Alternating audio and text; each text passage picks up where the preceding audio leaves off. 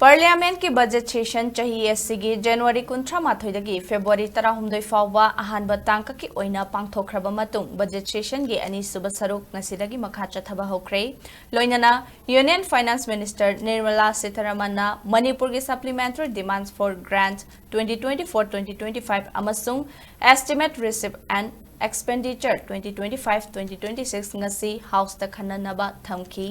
ngasi dagi hauraga mathang thagi mari fawwa chathagadawriba session asigi ngasi ahoba numita house animakta Manipur gi matang yauna Tamil Nadu da anawa education policy chanahanba amadi delimitation gi matang da opposition gi maikai dagi charangnaba kayaga loinana hauki Lok Sabha ge oina Union Education Minister Dharmendra na Tamil Nadu da India ge anawa education policy chanahanba gi wafam da DMK amadi Congress ke MP singna khongjang changsin khibadagi Lok Sabha ge mifam adu numit yungba pung 32 fawba chathaki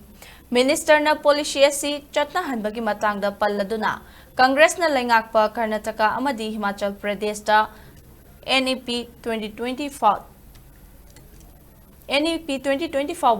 Chatnaba MOU khujek pinakhre hairaduna Tamil Nadu gi DMK na state asigi mahiroi singi yaifana bakhande haina phongdokhi Rajya Sabha gi oina opposition party na South India gi state singda delimitation gi matang amadi duplicate voter ID number issue tawagi matang da khananaba pukhalakhiba adjournment notice deputy chairman Harivansh na ayaba pikhide